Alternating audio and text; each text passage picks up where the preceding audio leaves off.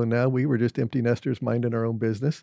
And through a Christmas giving tree at our church, we grabbed one of those ornaments that said buy a gift. And we told the pastor that we'd be happy to help deliver those gifts. And we met our first refugee family delivering those gifts. And it just so happened that a week later, we ran into that same family in the Walmart and they were inviting us back over for dinner. And so we started saying, okay, so tell us what a refugee is and tell us what your story is. And what we learned is, the refugees, to become a refugee, the legal terminology of refugee, you're forcibly displaced from your home. You can't go back. And so while you're in another country, you register with the United Nations High Commissioner for Refugees.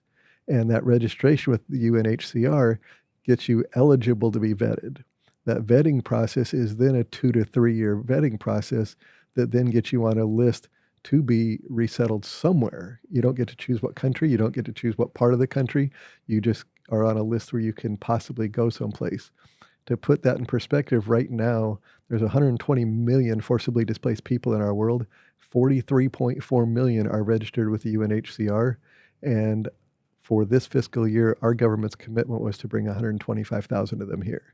So when you do the math on that, that's 1/4 of 1% of those that are in that registered as refugees. So, to get on that list to actually come over here is a little like winning the lottery. Right. I mean, because it's such a small number in there.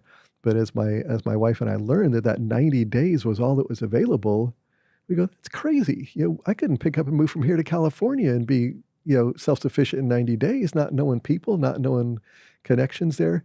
And you expect someone who doesn't know our culture, doesn't know our language, to be self-sufficient in 90 days. Right. But that's how long the contract that the government sets for this. So as my wife and I saw that and got to know a couple of different families and saw the angst, the literal angst at the end of that 90-day period, we said, there's got to be more here. There's got to be better. So we were, as we prayed into what God would have us do there, we were both working downtown, living in a high-rise condo on the river here, downtown Jax, and we made the prayerful decision to sell that condo for my wife to quit her job. We moved into an apartment complex where they were placing refugees, so we just didn't feel like going one night a week and on a Saturday could really connect and learn what was necessary and be able to serve well.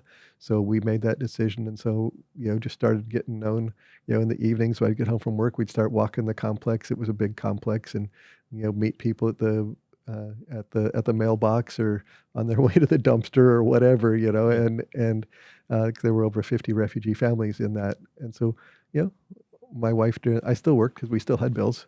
Still have bills, by the way. Sure. Yeah. They don't stop. No, they don't stop. You can say, hey, I don't have income right now. Bill, they still come. But no, it's and so we got the privilege of knowing a lot of these families. We'd get invited for tea. We'd get invited for dinner. And then, during the day, my wife might take one of the wives to a doctor's appointment while the husband was at work. Might take we had a knock on the door one evening. The guy had gotten in an accident, and the police officer handed him the information and said, you need to self-report. Here's the website. And he goes, I don't even understand what that means. Right. And so, here I'm pulling up the laptop and sitting next to him, and we're self-reporting. So, we just, whatever needs that were there, we kind of learned to hang out somewhere near the mailbox because they'd have mail they didn't understand Right. and ask about it. So as we saw the need for that, and as we got known in the community, we would get knocks on our apartment door in odd hours of the day and stuff. Said, okay, we're happy to do that, but let's formalize this a little. So we became a 501c3 in February of 2017, and still continued to serve from our apartment complex, and then opened up an office from a church on Spring Park Road that had some old Sunday school rooms that weren't being used. Rented out a little 400 square feet, and my wife was there 3 days a week for walk-in, and just and people knew they could come and she'd take care of them. And so that was our small beginnings.